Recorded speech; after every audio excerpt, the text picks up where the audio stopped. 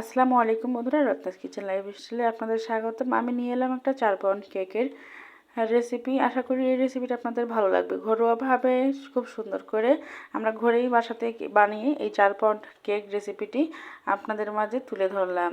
তো আশা করি ভালো লাগবে। এখানে আমি 2 কাপ পরিমাণের ময়দা নিব। 4 পাউন্ড কেকের জন্য 2 কাপ ময়দা যথেষ্ট। আর আপনারা যদি 2 পাউন্ড কেক বানাতে চান তাহলে 1 কাপ পরিমাণে ময়দা নেবেন। আমি এখানে 2 কাপ পরিমাণে ময়দা নিয়ে নিলাম। হাফ কাপ পরিমাণের আমি এখানে দিয়ে দেবো গুঁড়ো দুধ। গুঁড়ো দুধটা আপনারা স্কিপ করতে পারেন চাইলে। আমার কাছে গুঁড়ো দুধটা দিলে ভালো লাগে, তাই আমি গুঁড়ো দুধটা দিলাম। তো হাফ কাপের একটু বেশি কোকো পাউডার দিয়ে দিলাম। আপনারা যদি চকলেট ফ্লেভারটা আরও বেশি পছন্দ করেন তাহলে আর একটু বেশি বাড়িয়ে দিতে পারেন। তো আমি এখানে দিয়ে দিলাম হাফ চামচেরও একটু বেশি বেকিং পাউডার, আর দিয়ে দিব হাফ চামচ বেকিং সোডা। দিয়ে আমি এখন এই শুকনো উপকরণগুলো চালিয়ে নিব। এদিকে আমি এখন ডিমের ফর্মটা তৈরি করে নিব। আমি এখানে 6টা ডিম নিয়েছি। 4 পাউন্ড কেকের জন্য 6টা ডিম নিয়েছি। আপনারা চাইলে বাড়িয়ে কিংবা কমিয়ে নিতে পারেন। তো আমি একে একে সমস্ত ডিমগুলোই ভেঙে নেব। আর বন্ধুরা, যারা আমার ভিডিওটি দেখতে শুরু করেছেন প্লিজ কেউ স্কিপ করবেন না। দেশ ও দেশের বাইরে যে সকল বন্ধুরা আমাকে সবসময় সাপোর্ট করেন তাদেরকে জানাই আন্তরিক ভালোবাসা। আগামী পথ চলার আমার সঙ্গে এভাবেই থাকবেন এই আশাই করি। আর আপনাদের সুন্দর সুন্দর কমেন্টগুলো আমাকে খুবই ভালো লাগে, আমাকে এগিয়ে যাওয়ার আরও উৎসাহিত করে।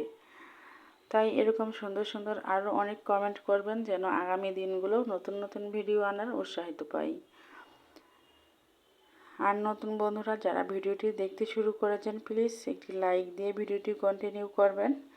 আর যদি বেশি ভালো লেগে থাকে তাহলে আমার চ্যানেলটি একটু সাবস্ক্রাইব করে বেল আইকনটি বাজিয়ে দিবেন, তাহলে আমি ভিডিও ছাড়ার সঙ্গে সঙ্গে আপনার কাছে নোটিফিকেশন চলে যাবে। দেখুন বন্ধুরা, আমি কিন্তু একে একে 6টা ডিমে ভেঙে নিলাম। এখন আমি ডিম থেকে ডিমের যে হলুদ অংশ কুসুমটা থাকে সেটাকে আলাদা করে নিব। অবশ্যই আলাদা করে নিতে হবে, না হলে ফর্মটা করার সময় আমার কাছে মনে হয় যে হলুদ অংশটা একসঙ্গে থাকলে ফর্মটা সেরকম ভালো হয় না। তা আপনারা যদি মনে করেন যে একই সঙ্গেই করতে পারেন, কিন্তু আমার কাছে মনে হয় আলাদা আলাদাভাবে আগে তৈরি করাটাই বেশি ভালো। আমি যেভাবে বাসাতে কেক তৈরি করি ঠিক সেভাবেই আমি তুলে ধরলাম। আমরা বাসাতে বানিয়ে জন্মদিন, ম্যারেজ ডে, যে কোনো পার্টি এইভাবে কেক বানিয়ে কিন্তু খেতে পারি। আসলে যে কোনো লোকেশনেই আমরা অনেকেই কেকটা ব্যবহার করে থাকি। তাই অনেক সময় এমনও হয় যে কেকটা বানাতে বানাতে টাইম লাগবে, কিন্তু ঘরের স্বাদ অন্যরকম। আমরা কোনো কেমিক্যাল মেডিসিন ব্যবহার করি না, কিন্তু বাইরে থেকে কিনতে গেলে ভেজাল তো থাকবেই। তাই মনে হয় বাসাতে বানিয়ে নেওয়াই ভালো। একটু টাইম লাগুক কিন্তু বাসাতে বানিয়ে নেওয়াই ভালো। তো আমি সব সময় কিন্তু বাসাতেই বানিয়ে নেই। এবার একটা বাসাতেই আপনাদের বানিয়ে তুলে ধরলাম, যে কেমন হচ্ছে এটা অবশ্যই জানাবেন। আর বিটারটা যখন করবেন একদম লোতে রাখবেন, বাড়িয়ে দিবেন না যেন। একবারে বাড়িয়ে দিতে গেলে ডিমের ফর্মটা নষ্ট হয়ে যাবে, সেরকমভাবে হবে না। তাই বাড়িয়ে দিবেন না, আস্তে আস্তে করে ডিমের যে ফর্মটা সেটা হলো তৈরি করে নেবেন। আর ডিমের ফর্মটা সাদা অংশটা যখন আপনি বিট করবেন তখন দেখবেন যে এমনিতেই খুব সুন্দরভাবে মনে হচ্ছে যে ক্রিম, দেখতে কিন্তু সেরকমই লাগবে।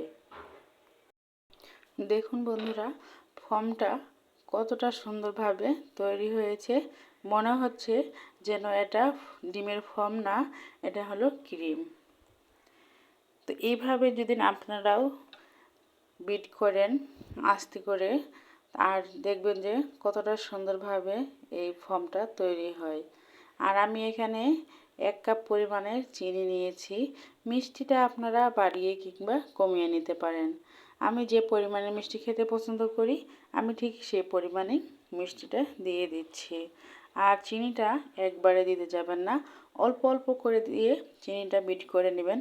তাহলে দেখবেন যে খুব সুন্দরভাবে চিনিটা সেট হয়ে গেছে।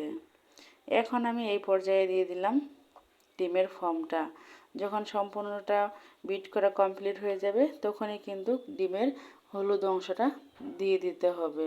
দেখুন বন্ধুরা কতটা সুন্দরভাবে কিন্তু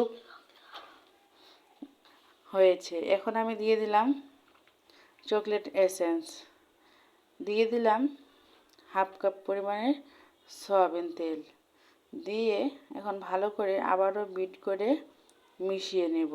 দেখুন কতটা সুন্দরভাবে ফর্মটা হয়ে গেছে, দেখেই বুঝতে পেরেছেন।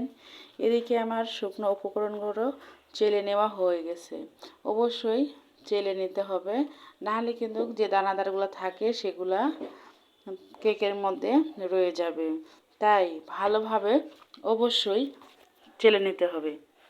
আর সমস্ত শুকনো উপকরণ কিন্তু একবারে দিতে যাবেন না, অবশ্যই আস্তে আস্তে অল্প অল্প করে দিয়ে মিশিয়ে নিতে হবে। শুকনো উপকরণগুলো একবারে দিয়ে গেলে কিন্তু দলা পেকে যাবে, এতে কিন্তু ভালোভাবে ব্যাটারের সঙ্গে মিশে যাবে না।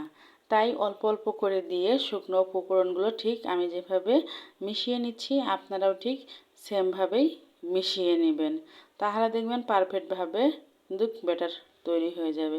দেখুন বন্ধুরা কতটা সুন্দরভাবে কিন্তু হয়ে গেছে, আর ঘনত্বটাও দেখে বুঝতে পেরেছেন। এর থেকে যদি বেশি ঘনত্ব হয়ে যায় তাহলে কিন্তু কেকটা শক্ত হয়ে যাবে, খেতে কিন্তু ভালো লাগবে না।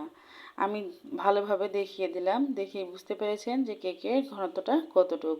এদিকে আমি মল্ড নিয়েছি, নিয়ে একটা খাতার কাগজ নিয়েছি, সেখানেই ভালোভাবে তেল ব্রাশ করে দিয়েছি। দিয়ে আমি এখন কেকের ব্যাটারটা পুরোপুরি ঢেলে দিলাম। দেওয়ার পরে এখন আমি কাঠের সাহায্যে একটু ভালোভাবে নেড়ে চেড়ে দিচ্ছি, যেন ভেতরে যে বাবলসগুলো থাকে সেগুলো যেন না থাকে। এই কাঠের সাহায্যে এভাবে ভালো করে মিশিয়ে দিয়ে ঘুরিয়ে ঘুরিয়ে নিলে কোনো রকমের ভেতরে বাবলস থাকে না, পারফেক্টভাবে কিন্তু একদম সুন্দরভাবে সেট হয়ে যায়। তাই আমি ভালোভাবে এরকম ঘুরিয়ে ঘুরিয়ে নিয়ে নিলাম। আমি এখন চুলাতে দিয়ে দিব। দেখুন কতটা সুন্দরভাবে ফুলে উঠেছে। আর বন্ধুরা কেক কিন্তু 25 মিনিটের বেশি রাখবেন না, অবশ্যই খেয়াল রাখবেন। 25 মিনিটেই কিন্তু আমার কেকটা খুব সুন্দরভাবে হয়ে গেছে।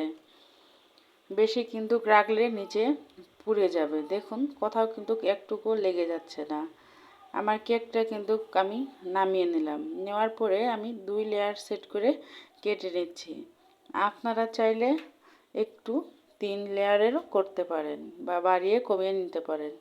আমি বেশি লেয়ার সেট করতেছি না, আমি 2 লেয়ারেই তৈরি করতেছি কেকটা। আর এরকম কেক কিন্তু খুব সহজেই বানাতে পারবেন আপনার ঘরে যদি সামান্য উপকরণ থাকে তাতে। দেখুন কতটা সফট হয়েছে, আর নিচের অংশটা দেখুন খুব সুন্দরভাবে কিন্তু হয়েছে, কোথাও পুড়ে যায়নি। তাই 25 মিনিটের বেশি রাখবেন না। আপনি আগে ভালো করে চেক করে নেবেন একটি কাঠির সাহায্যে, তাহলে বুঝতে পারবেন যে কেকটা কী পরিমাণের হয়েছে। এদিকে আমি সুগার সিরাপ নিয়ে নিচ্ছি, একটা পানির সঙ্গে মিশিয়ে নিলাম। আর এখন আমি কেকের জন্য ফর্মটা তৈরি করব। আমি ফর্মটা একটু মেপে নিলাম না, যেহেতু আমি ফর্মটা যেটা বেশি থাকে সেটা দিয়ে আমি অন্য কিছু তৈরি করব বা থাকলে করব, না তো না, তাই আমি মেপে করলাম না। তো আমি নিচে কিন্তু বরফ নিয়েছি প্লেটে, তাহলে কিন্তু খুব সুন্দরভাবে ফর্মের বিট হয়। আপনারা চেষ্টা করবেন নিচে বরফ রাখার জন্য, তাহলে মানে এতটা সুন্দরভাবে দেখবেন যে ক্রিমের ফর্মটা হবে মানে একদমই নড়বে না, একদম সুন্দরভাবে সেট হয়ে থাকে। দেখুন কতটা সুন্দরভাবে সেট হয়েছে ক্রিমটা। এখন কিন্তু আমি এখানে দিয়ে দিব হলো সুগার সিরাপটা। আর কেকটা দেখে বুঝতে পেরেছেন বন্ধুরা যে কতটা সুন্দর সফট আর নরম হয়েছে। আমি বলবো বন্ধুরা, আমার বাসাতে যখন খেয়েছে সবাই মিলে, তো মানে বলতেছিল যে বাইরের থেকেও নাকি মজার হয়েছিল। হ্যাঁ, নিজের বলে বলতেছি না, আপনারাও যদি এভাবে ট্রাই করেন অবশ্যই আপনাদেরও ভালো লাগবে। এইভাবে পুরোটাতে সুগার সিরাপ দিয়ে দিবেন, তাহলে কেকটা কিন্তু অনেকই একদম নরম স্মুথ হয়ে থাকবে। তো আমি এখন আবার উপরটাতেও এরকমভাবেই সুগার সিরাপ দিয়ে নিলাম। দেখুন বন্ধুরা, এখন আমি কিন্তু কেকটা হালকা করে একটু ডেকোরেশন করে নেব। তো নিচে একটু ক্রিম দিয়ে দিলাম যেন খুব সুন্দরভাবে সেট হয়। যেহেতু আমার আগে থেকে কোনো আয়োজন করার ছিল না, তাই আমার এক্সট্রা বাসাতে কেকের যে বাকি জিনিসগুলো লাগে সেগুলো আনা হয়নি। তো যেগুলো ছিল বাসাতে তার মধ্যেই আমি সমস্ত কিছু তৈরি করে নিলাম। তো আমি এখন কিন্তু ভালোভাবে এই দেখুন লেয়ারের মাঝখানে ক্রিম দিয়ে দিচ্ছি। হ্যাঁ, ক্রিমটা দেওয়ার ফলে কেকটা আরও সুন্দর হয়। আবার আপনারা কিন্তু ক্রিম ছাড়াও এইভাবে কেকটা খেতে পারেন, খুবই সুন্দর। অবশ্যই একবার হলেও ট্রাই করে দেখবেন যে কেমন হয়। বাসায় সবাই আসছিল, বলতে বোন আসছিল, তো মেয়ের ফির জন্মদিন ছিল। তো আমার হাজব্যান্ড ফির এগুলো জন্মদিন পছন্দ করে না, তবুও মাঝে মধ্যে আমাদের করা হয়, চুপ চুপ করে বললে মেয়েদের আবদার রাখি আর কি। হ্যাঁ, তো বাসায়তেই আর কি বলছিল যে কাচ্চি খাওয়াইতে নিয়ে যাবে, থাক এগুলো করো না, কেক কাটা ভালো না, বলতেছে আমরা মোমবাতি জ্বালাবো না, এমনিতেই বাসাতে বানিয়ে খাবো। তাই আর বাচ্চারা আবদার রাখার ক্ষেত্রেই আর কি বাসাতে কেকটা বানিয়ে দিয়েছিলাম। যাই হোক, ভিডিওটি দেখতে দেখতে চলে এলাম শেষ প্রায়ে। যারা আমার ভিডিওটি পুরোটাই দেখছেন আপনাদের জানাই অসংখ্য ধন্যবাদ। তো ভিডিওটি কেমন হয়েছে, আজকে কেকের রেসিপিটি অবশ্যই কমেন্টে জানাতে ভুলবেন না। আর অবশ্যই একটি লাইক কমেন্ট করে জানাবেন আজকের কেকটা কেমন হয়েছে। তো আজকে এই পর্যন্তই। সবাই ভালো থাকবেন, সুস্থ থাকবেন। আল্লাহ হাফেজ, আসসালামু আলাইকুম। Take care everyone.